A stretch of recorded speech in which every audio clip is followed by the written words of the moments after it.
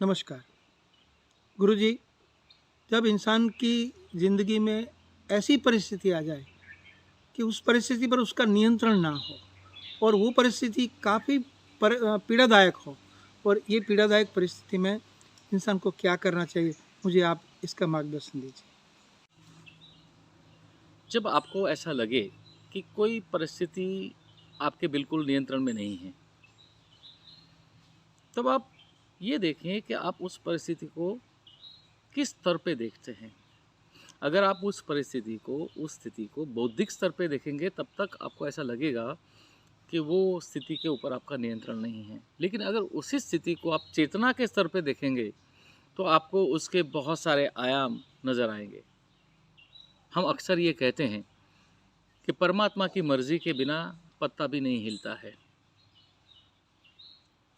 तो इसका मतलब ये हुआ कि कोई ऐसा सुप्रीम इंटेलिजेंस तो है जो इस पूरी कायनात का, पूरे ब्रह्मांड का, पूरी सृष्टि का नियमन करता है। कोई एक सिस्टम है जिसके तहत ये पूरी सृष्टि चलती है। तो हमारा जीवन भी इस सिस्टम से बाहर नहीं है। तो इसका मतलब ये हुआ कि हमारे जीवन में जो भी घटना घटित होती है, जो भी स्थिति का निर्माण होता है, वो इस सुप्रीम इंटेलिजेंस के द्वारा ही होता है, यानी कि परमात्मा की मर्जी से ही होता है। अब सवाल आता है कि उस स्थिति को चेतना के स्तर पे देखना, उसका मतलब क्या है।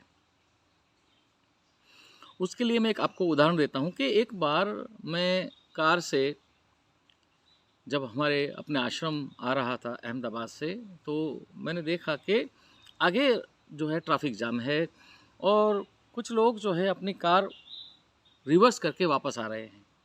और मैंने जब पूछा कि भाई क्यों आप वापस क्यों आ रहे हो, आगे क्या तकलीफ़ है, तो उन्होंने कहा कि ट्रैफिक जाम बहुत है और इसलिए वो वापस मुड़ रहे थे।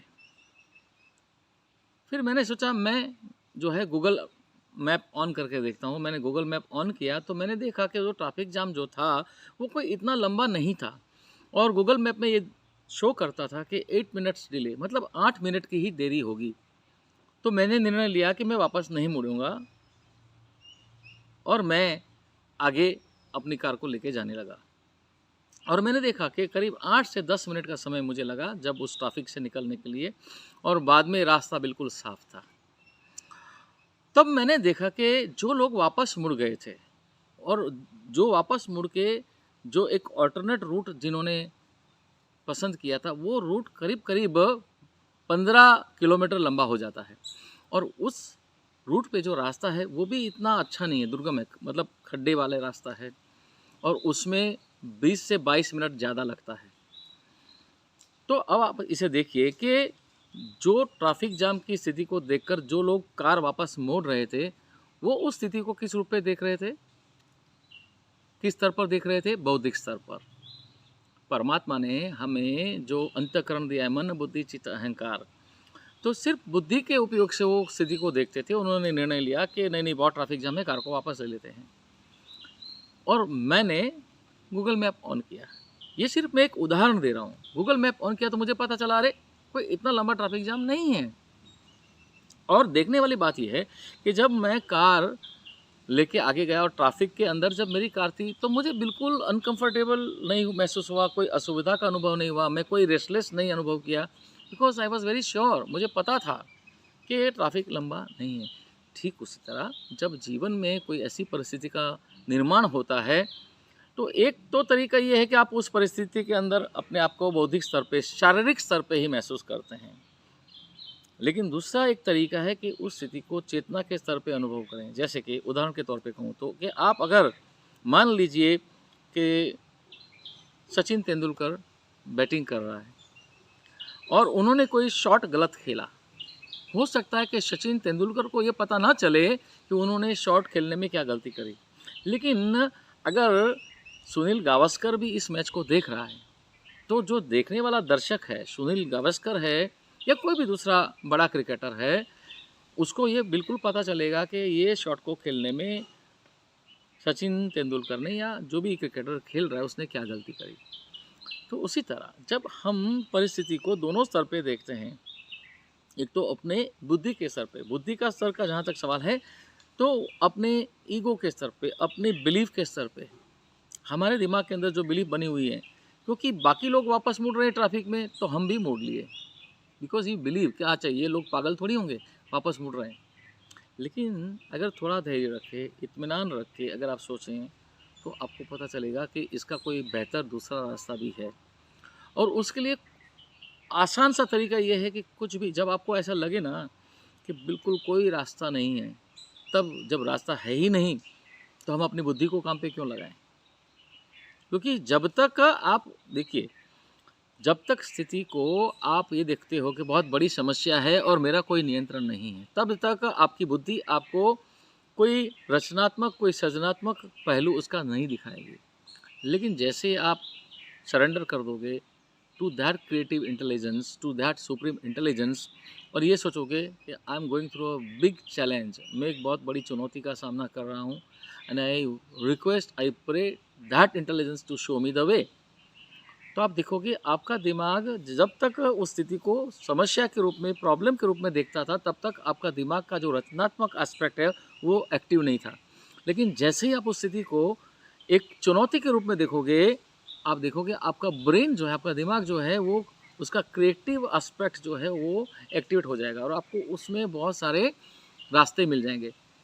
जैसे मैंने उदाहरण दिया ट्रैफिक का, कि जो जाम था, बाकी लोग वापस मुड़ रहे थे, तो मैं बौद्धिक स्तर पे देखता और देखता कि अरे बिलीफ के स्तर पे देखता, अरे ये लोग वापस मुड़ रहे, तो मैं भी मुड़ जाता। लेकिन मैंने क्या किया, मैंने थोड़ा धैर्य रखा और सोचा, तो मैंने गूगल मैप ऑन किया। तो जब गूगल मैप ऑन किया तो उसी स्थिति का दूसरा पहलू नज़र आया।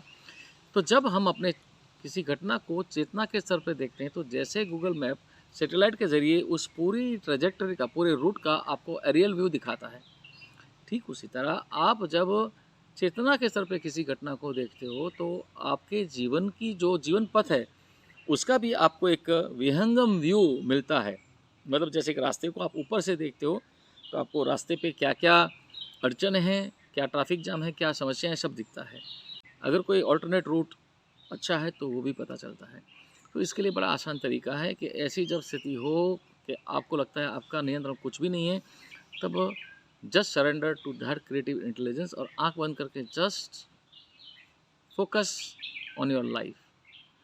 जस्ट एक उसको आप कह सकते हो को ध्यान करें और सरेंडर कर दें to that creative intelligence. And मैं आपको यकीन से कह सकता हूँ, मेरे जीवन में ऐसे सैकड़ों अनुभव हैं कि जब ऐसा किया है, जब मेरे जीवन में ऐसी स्थिति का निर्माण हुआ है और मैंने ऐसा किया है, तो मुझे नींद में स्वप्न के रूप में कोई संकेत मिला है, या जो समस्या है मेरे जीवन की, जो चुनौतीपूर्ण स्थिति है, उस चुनौतीपूर्ण स्थिति में मदद करने वाला कोई इंसान खुद ब खुद सामने से खींचा चला आया, मुझे मिला है।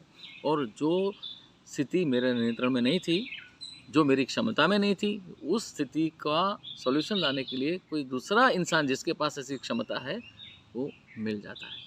तो ये बड़ा आसान तरीका है कि क्योंकि जब तक आप उसको ईगो के स्तर पे, बुद्धि के स्तर पे आप देखोगे, तब तक आपको उसका सॉल्यूशन नहीं मिलेगा। तो एक बात ध्यान रखिए, जब कभी भी ऐसा लगे नियंत्रण में नहीं है, तब नहीं है नियंत्रण में लगता है, तो आप बुद्धि के स्तर पे प्रयास न करें, मतलब केवल बुद्धि के स्तर पे प्रयास न करें, चेतना के स्तर पे भी सोचें, शांत हो जाएं, सरेंडर करें, and just close your eyes and do some short meditation. और आप देखोगे कि कुछ ही समय के बाद आपको कुछ आइडिया भी आ सकता है, कोई व्यक्ति आपको मिलेगा जो आपको हेल्प करे, या आपको कोई संकेत मिल सकता है, और आप देखोगे जिस स्थिति पे नियंत्रण नहीं था, वहाँ आपका नियंत्रण भी आ जाएगा।